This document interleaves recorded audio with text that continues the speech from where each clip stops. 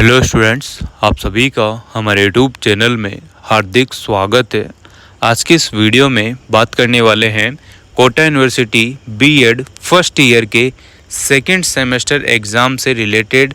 इसमें भी जो आपका फर्स्ट पेपर है बीएड वालों के, अभी एग्ज़ाम स्टार्ट होने वाले हैं।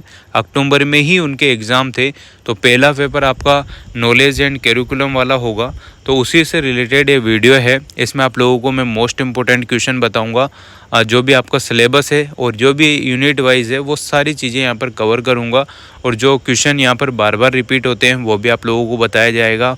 तो वीडियो आप लोग पूरा देखना, और अगर आप लोग चैनल पर नए हैं तो चैनल को सब्सक्राइब, वीडियो को लाइक और बेल आइकन ज़रूर दबा लीजिएगा। देखो स्टूडेंट, बहुत सारे स्टूडेंट्स की डिमांड थी कि सर जैसे और जो भी स्टूडेंट थे उनको आपने मोस्ट इम्पोर्टेंट क्वेश्चन बताए हैं, वैसे हमें भी बताइए। तो देखिए, मैंने सभी को बताए हैं। पेडागोगी वाले जो सब्जेक्ट हैं आपके संस्कृत, हिंदी, उनके पहले से अपलोड कर रखे हैं, टेलीग्राम पर मैंने शेयर भी कर दिए हैं, है ना। 1 महीने पहले ही शेयर कर दिए थे मैंने। और अभी आपके जब भी एग्ज़ाम लगे तो आप लोग वो देख के ज़रूर जाइएगा जिनके सब्जेक्ट है। बाकी और भी वीडियो बराबर आ जाएगी, है ना। तो पहला जो आपका पेपर है नॉलेज एंड करिकुलम वाला, ज्ञान और पाठ्यक्रम वाला, तो आप लोगों को पहली बात तो मैं ये बता दूं कि आप लोगों को जो बीएड के एग्ज़ाम है ना, इसमें आप लोगों को खाली कॉपी नहीं छोड़नी होती है। पूरे क्वेश्चन आपको करने होते हैं। जो बड़े क्वेश्चन है उनको पहले करो, छोटे क्वेश्चन को बाद में करो, ठीक है ना।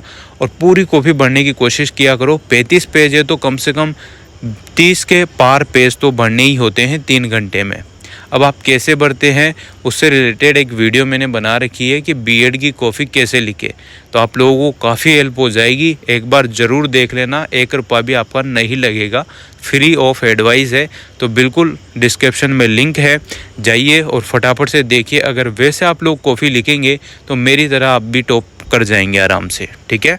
तो चलिए, नॉलेज एंड करिकुलम वाला जो पार्ट है उसके पेपर आप लोगों के आने वाला है। वो यहाँ पर 100 नंबर का आपका पेपर होगा, जिसमें से 30 नंबर तो आपके इंटरनल के रहते हैं, है ना, और एक्सटर्नल रहते हैं 70 नंबर के। यानी कि 70 नंबर आपको कॉपी लिख के ही लाने हैं, और जो 30 नंबर हैं वो आप लोगों को कॉलेज की तरफ से दिए जाते हैं। बहुत सारे बच्चे गलती ये करते हैं, रेगुलर या प्राइवेट सबको 30 नंबर, और जो आपकी कॉपी लिखने का प्रोग्राम है वो 70 नंबर का रहेगा, है ना। तो यहाँ पर ये देखो कि जो आपके 30 नंबर हैं, जो आपके 30 नंबर कॉलेज की तरफ से जाते हैं, तो बहुत सारे स्टूडेंट ये सोचते हैं कि आराम से पास कर देंगे, इसमें तो कोई दिक्कत नहीं है। पर इसमें आप लोगों को पास नहीं भी करते हैं। बहुत सारी बार आपके जो मार्क्स आते हैं उसी के हिसाब से आप लोगों को यहाँ पर मार्क्स दिए जाते हैं, है ना। तो ये भूल कर भी गलती मत करना कि आराम से पास हो जाएंगे। तो जो भी यहाँ पर होता है, जैसे एग्ज़ाम होते हैं, वाइबा होते हैं, तो 30 नंबर आपको उसी प्रकार से लाने हैं। अब देखो, पहली इकाई बहुत सारा ज्ञान मैंने आपको दे दिया। इकाई यूनिट फर्स्ट जो है उसकी बात कर लेते हैं। ज्ञान और शिक्षा वाला है। इसमें आप लोगों के कौन कौन से क्वेश्चन बन सकते हैं, कौन कौन से इम्पोर्टेंट क्वेश्चन है। देखो, ज्ञान की अवधारणा, एक बात मैंने नहीं बताई, 70 में से 28 नंबर वाले पास होंगे, और यहाँ 30 में से आपके 40% मार्क्स आएंगे तो आप लोग पास हो जाएंगे, ठीक है ना। चलिए, ज्ञान की अवधारणा पर अर्थ और प्रकृति आपसे पूछी जा सकती है कि ज्ञान की अवधारणा क्या है, अर्थ क्या है, प्रकृति क्या है, ये आपसे पूछा जा सकता है। इसके अलावा आपसे पूछा जाएगा शिक्षा का ज्ञान मीमांसीय आधार, ज्ञान और कौशल के बीच अंतर, ठीक है।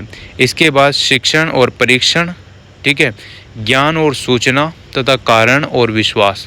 इन चीज़ों में से आपसे कुछ भी पूछा जा सकता है, ठीक है ना। तो आप लोग ध्यान से देख के जाइएगा इन क्वेश्चनों को। इसके बाद जो क्वेश्चन है, पहली इकाई का लास्ट क्वेश्चन, शिक्षा के उद्यम के विशेष संदर्भ में उपनिषद और भगवद गीता, ज्ञान मीमांसा और शैक्षिक और शैक्षणिक अभ्यास आपसे पूछा जा सकता है। ये 3 जो क्वेश्चन है इनको ध्यान से देख के जाना। ज्ञान की अवधारणा, अर्थ और प्रकृति के बारे में आप लोगों से विस्तार से पूछ सकता है, बड़ा क्वेश्चन भी बन सकता है, तो इसको आप लोग बिल्कुल ध्यान से देख के जाइएगा। इकाई सेकंड की बात करते हैं, तो इसमें है आधुनिक बाल केंद्रित शिक्षा। आधुनिक बाल केंद्रित शिक्षा में देखो आपसे क्या क्या पूछा जा सकता है।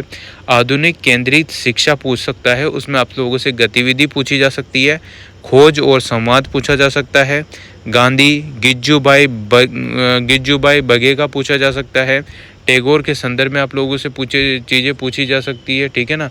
इसके बाद देखो, आधुनिक बाल केंद्रित शिक्षा आपसे पूछी जा सकती है, जिसमें गतिविधि, खोज और संवाद पूछ सकते हैं। डेवी के बारे में पूछा जा सकता है, प्लेटो के बारे में पूछ सकते हैं, बुबेर और जो फ्रायर जो है उनके संदर्भ में आप लोगों से विस्तृत रूप से पूछा जा सकता है कि इनके बारे में टिप्पणी लिखिए वगैरह वगैरह, आपसे ये पूछा जा सकता है। देखो इकाई 3 की बात करते हैं तो इसमें आता है पाठ्यक्रम की अवधारणा और प्रकार। तो इसमें आपसे पूछेंगे पाठ्यक्रम का अर्थ और अवधारणा समझाइए, या पाठ्यक्रम के 4 जो दृष्टिकोण हैं उनके बारे में लिखो। परंपरावादी, वैचारिक अनुभववादी, पूर्ण संकल्पनावादी, सामाजिक रचनावादी। पाठ्यक्रम के प्रकार पूछ सकता है, पाठ्यक्रम की अवधारणा पूछ सकता है, रूपरेखा पूछ सकता है और उसके बीच संबंध आपसे पूछा जा सकता है। पाठ्यक्रम का जो सामाजिक राजनीतिक आधार है वो आपसे पूछ सकता है। पाठ्यक्रम की रूपरेखा भी आपसे पूछी जा सकती है। फिर उसके अलावा आपसे क्या पूछ सकता है, सामाजिक परिवर्तन के एजेंट के रूप में आपका पाठ्यक्रम कैसा होना चाहिए, ये पूछा जा सकता है। इकाई 4 की बात करते हैं तो देखो राष्ट्रीय मुद्दे, इसमें से एक क्वेश्चन बहुत अच्छा सा पूछा जाता है, तो ये वाला बिल्कुल आप लोग रट के जाए, पढ़ के जाए, है ना। आप लोग सीरीज में से पढ़ लो और उसके बाद जो है अपने मन से लिखने की कोशिश करो, क्योंकि आप जितने मन से लिखोगे और जितना सही लिखने की कोशिश करोगे पॉइंट टू पॉइंट अच्छी राइटिंग में, उतने मार्क्स आपके अच्छे बनेंगे। राष्ट्रीय मुद्दे यहाँ पर देखो राष्ट्रवाद आ सकता है, सार्वभौमिकतावाद और धर्मनिरपेक्षता का अर्थ आपसे पूछा जा सकता है। अवधारणा और शिक्षा के साथ उनका जो अंतर संबंध है वो आपसे पूछ सकते हैं। टैगोर 2003 और कृष्णमूर्ति 1992 के विशेष संदर्भ में आप लोगों से पूछा जा सकता है। इसके अलावा देखो आपसे क्या पूछ सकते हैं, लोकतंत्र के संबंध में समाज के संदर्भ में शिक्षा का जो सामाजिक आधार है उसके बारे में विस्तार से लिखो, ऐसा पूछ सकते हैं। औद्योगिकरण और व्यक्तिगत स्वायत्तता, समानता और सामाजिक न्याय के विचार आपसे पूछे जा सकते हैं। इकाई 5 की बात करते हैं तो इसमें आपसे पूछते हैं पाठ्यक्रम के समकालीन आधार। तो देखो इसमें जो वेरी इंपॉर्टेंट क्वेश्चन है, ये पहला क्वेश्चन बहुत इंपॉर्टेंट है। वैश्वीकरण, स्थायीकरण और निजीकरण आपसे पूछ सकता है। इन तीनों के बारे में कुछ भी आपसे पूछा जा सकता है। राजनीतिक विचारधारा पूछ सकते हैं। तकनीकी अर्थशास्त्र पाठ्यक्रम के संदर्भ में जो भी आवश्यकता है उनके बारे में आप लोगों से टिप्पणी करवा सकते हैं। फिर उसके बाद देखो छात्रों का सांस्कृतिक संदर्भ, जैसे कि बहुसांस्कृतिक, बहुभाषी पहलू, महत्वपूर्ण मुद्दे जो हैं वो पूछा जा सकता है। पर्यावरण संबंधित चिंताएं आपसे पूछ सकते हैं। लैंगिक समानता, मूल्य संबंधित चिंताएं और मुद्दे, सामाजिक संवेदनशीलता, ये आपसे पूछा जा सकता है। तो इस प्रकार से आप लोगों से वेरी इंपॉर्टेंट क्वेश्चन है ये सिलेबस के हिसाब से ही है, और इसमें से आप लोगों को सेम टू सेम चीज़ें वहाँ पर लिखी हुई मिल जाएगी।